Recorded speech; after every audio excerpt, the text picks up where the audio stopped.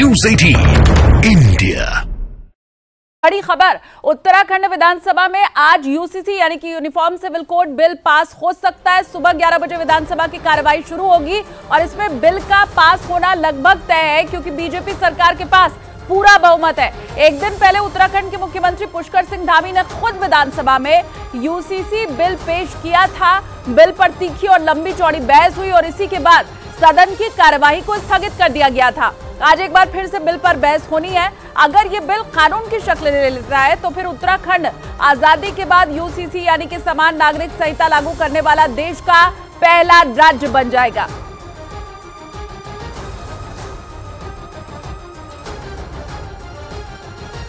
तो इस बिल पर राजनीति भी तेज हो गई है। कांग्रेस समेत समाजवादी पार्टी और एआईयूडीएफ ने यूसीसी का विरोध किया, उसे संविधान के खिलाफ बता दिया है। किस किसने क्या क्या कहा, जरा सुनिए।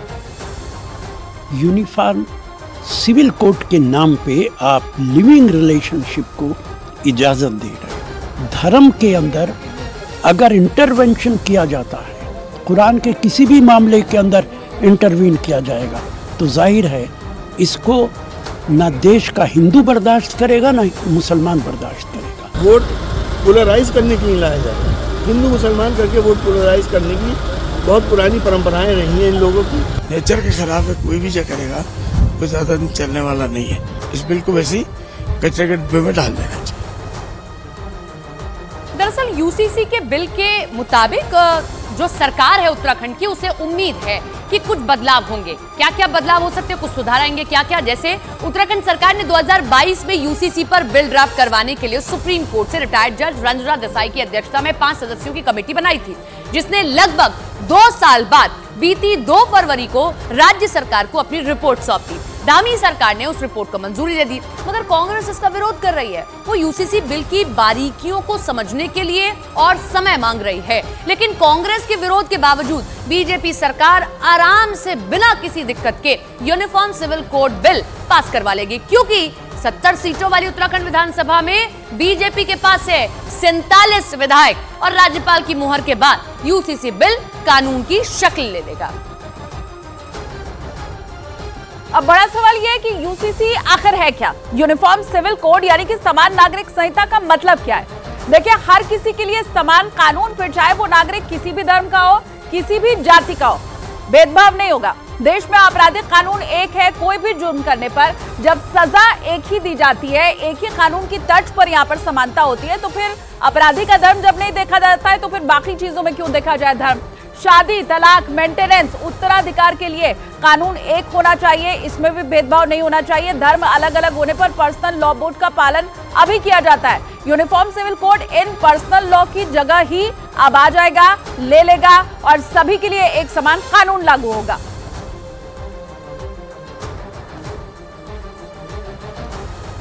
उत्तराखंड के मुख्यमंत्री पुष्कर सिंह धामी का कहना है कि यूनिफॉर्म सिविल कोड से महिलाओं को पुरुषों के बराबर हक मिलेगा।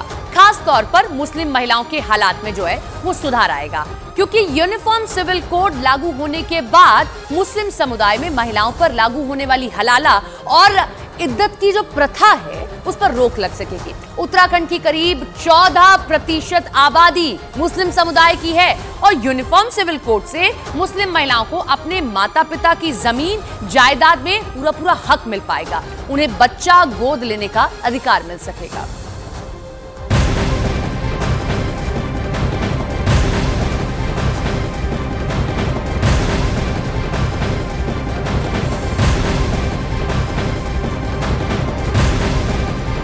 अब देखिए, ये जानना भी जरूरी है कि उत्तराखंड के यूसीसी बिल में आखिर क्या है। जो ड्राफ्ट रखा गया था उसमें क्या क्या था? देखिए, इस बिल की सबसे अहम बात यह है कि इसमें पति या फिर पत्नी के जिंदा रहते हुए दूसरी शादी के ऊपर रोक लगाने का प्रावधान है। कई धर्मों में हमने देखा है एक साथ 3-3, 4-4 शादी मान्य रहती है। यहाँ पर सिर्फ एक शादी मान्य होगी। पति और पत्नी के तलाक लेने का भी अधिकार अब समान हो जाएगा। ऐसा नहीं कि पति को ज्यादा अधिकार मिले।